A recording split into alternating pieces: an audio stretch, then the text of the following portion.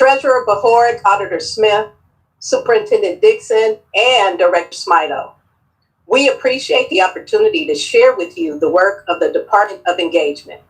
During this crisis, our work is to enlist, engage, and rally many of our community partners in support of our students and our families. From the start of this health emergency, Dr. Dixon prioritized making sure students are safe and have access to the resources they need to be healthy and engaged at home. And the team, the Department of Engagement team, stepped up and helped to answer that call. And many of my team members are online tonight, along with our community partners. So allow me a moment to say thank you to all of the partners that have stepped, and I appreciate that gratitude. So many of our partners appreciate the work of Dr. Ford and our teams throughout the district for stepping up during this time of crisis. When we launched the Department of Engagement, you're right, Dr. Dixon, it was just 8 months ago. And we centered on a mission statement that read, the Department of Engagement will link, align, and grow our district's school, home, and community resources to maximize student achievement and growth. And during this crisis, we've put a specific focus on providing equity and access they need. The engagement team created an ever-evolving community resource repository.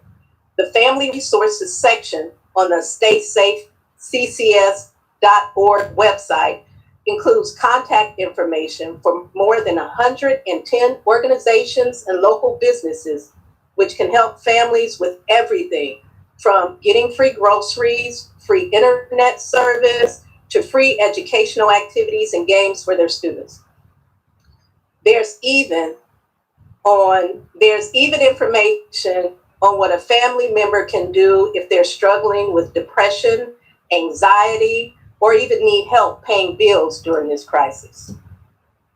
Because we know when a family is in crisis, they don't want to have to sift through these robust lists. So we try to make our page user-friendly, and so that they user-friendly and easy to access. So they just click on the image if they need the help. If you think about our EL communities, our non-English speaking communities, we have pictures that capture the essence of the repositories. Next, we're linking, and this went live on March 14th. This is monitored daily, and we send a direct communication who signs up. Now, we've also created a new email address, and President Adair, you shared that address. If you need help, if you want to volunteer, please email us at engage@columbus.k12.oh.us. Our volunteers are working. More than 90 of our volunteers were at our elementary buildings last week as part to help our tech teams with our Chromebook distribution. And volunteers, we thank each and every one of you for that. Members of the engagement team are also linking with the networks of community-wide social services and direct service agencies, and you see those listed on this slide. In addition, we have a dozen of partners that provide direct supports at our schools, especially during the brief time that buildings were open during Chromebook distribution. Organizations such as Rock City Church, Gordon Food Services, and Family Mentor Foundations handed out groceries and boxed lunches while students signed out their laptops. Moving to alignment, we want to make sure that all of our key stakeholder groups were aligned with the most up-to-date information about how our district was responding to this coronavirus crisis. We've held several conference calls with all of our major stakeholders, and you can see them listed above. And we continue to update them on a weekly basis. The purpose behind our calls was threefold: to share information, mobilize community resources, and recruit new partners. In the calls, we provide up-to-date information to our partners so that they have an understanding of what CCS is doing and how we're responding. We also ask partners to share our information with their constituents. And we heard what our partners were planning to do so that we might align their work and maybe even engage some others. These calls actually led to the creation of the Partnership and Action Team, which I'll talk about in just a moment. There we go.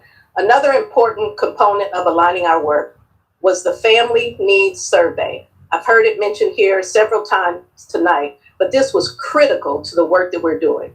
The Family Needs Survey went live on March 19th, and we shared it through social media, emails, and it's on our staysafeccs.org website. And in addition, we work with the Office of Accountability to post this information in Infinite Campus. So when parents visited Infinite Campus to check a child's grade, they can click the link and go directly to the Family Needs Survey. We collected more than 2,600 responses, with more coming in every day. So let me share a couple of the results that help align the work that we're doing.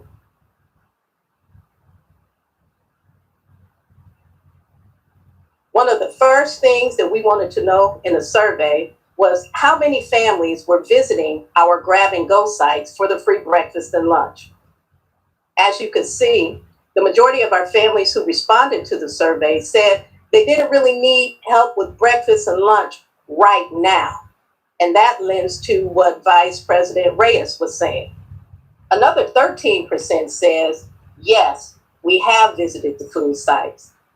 And about a quarter of our families didn't come either because there wasn't an adult to take the child to the site, or they didn't have information, or they didn't know about the sites. Next, we asked families to check the categories they believe their family needed help with. And here are the major responses. Nearly half needed ways to help their child learn at home. And nearly that same number said they needed a computer for online learning. Several families wanted fitness and recreation activities, but nearly a quarter, 1 in 4, said they didn't need any services. And I'm going to keep saying right now, because things are changing as we are going into our second month of this coronavirus. Now, here's an important note to share. Our district has been able to address 2 of the top needs by launching the online academy, Way to Go Teaching and Learning, and distributing the Chromebooks, Wanda and her team. Also, we know needs at home are changing. As I said before, this crisis is moving into the second month and maybe beyond. So we recently reset the survey and added a couple of new questions to find out what families need now. We work with our communication team to ask families to submit new responses because the Family Needs Survey is critical in aligning and mobilizing our stakeholders. So the survey that they will see says Family Needs Survey 2. As I mentioned, the survey and our stakeholders call led to the creation of our Partnership and Action Team. Hi, team. I know they're working and watching. Originally, we were going to call it a task force, but in these critical times, we needed our partners to take active roles and have a sense of urgency to identify, mobilize, and align the community resources our families were most asking for. The Department of Engagement enlisted more than 25 local partners to address the needs highlighted in our Family Needs Survey. Our Partnership in Action team is actively working to connect families with free supports and services through 5 committees. These committees are: we have a Food Access Committee. This committee is identifying more ways for families to access free healthy meals. This includes a focus on the third meal, such as dinner and weekend meals. And this committee is going to be critical as we come up on spring break. Our second committee, supporting our immigrant and new Americans. And this committee is coordinating services for the families of our English language learners and providing access to information in their own language. Our third committee, supporting our students. This committee has mobilized additional academic supports for our students at home, and our partners at I Know I Can. The team is leading and making phone calls to our at-risk seniors, keeping them motivated and keeping them on track for graduation. And that's a 1-2 punch. We call them to keep them motivated and encouraged, and it's followed up by the counselors, the building principals, and the teachers. So I heard Dr. Chapman say it, I heard Dr. Dixon say it. We want our kids to know that we see them, and they matter, and they're important. Our fourth committee is Community Resources. Now, this committee took the results of the Family Needs Survey and identified new partners and specific solutions to address needs. And our fifth committee is Communication and Information Sharing. This group is supporting our district's communication efforts by tapping into those community influencers and networks of partners to get important messages out. Here's a list of our Partnership in Action team. And this is just a snapshot of some of the members on the team. Now, I always fear that when you create a list like this, there might be 1 or 2 that you miss. So to everyone on the team, we appreciate you, and I say thank you once again. And it's this kind of collaboration that allows us to grow the resources available to our families and grow the number of partners working with us. For example, our Committee on Supporting Our Immigrants and New Americans developed the C-Bus Village website. It's an online repository of information geared specifically to our non-English speaking families and businesses, with translated health information sheets and videos from the Center for Disease Control and ways to prevent misinformation. We also have included maps to food pantries, like you were speaking to, Vice President Reyes. And our information efforts have grown as well. I have participated in 2 Pal Talk conversations with hundreds from the Somali community. Pals Talk is a forum where I call in and there's an interpreter, and I share our updates, and then there's an opportunity for them to ask me questions. The first time I participated in the meeting, there were 123 community members on the phone. I participated Saturday, that number had grown to over 350. And that partnership is through our helpers, and it is an organization based in the Northland community. So we're growing access to food in 2 ways. This week, our community partners at Mid-Ohio Food Bank and Columbus Recreation and Parks are providing fresh fruits and vegetables at mobile produce markets at all 15 of our grab and go sites. You heard Joe talk about that. And our partners at Children's Hunger Alliance, well, they're finalizing plans to distribute boxed meals with a tentative start date of April the 20th. When we think about healthcare, we're growing our partnership with Nationwide Children's Hospital, who's offering their mobile health units at South High School on Tuesdays, East High School on Wednesdays, and West High School on Thursdays. These mobile health units are there from 8 a.m. to 3. And this is to help students who still need access to basic health care. And each day, our list of new partners continues to grow, including recent help from Verizon, the Ohio Mental Health Network, Value City, Big Lots, and even Lyft, who we're asking to help provide free transportation to our families without cars. I believe the work of the engagement team and our community partners, we are making a difference, and we're growing our potential, to engage with partners in a deeper, stronger, more sustainable, and robust way.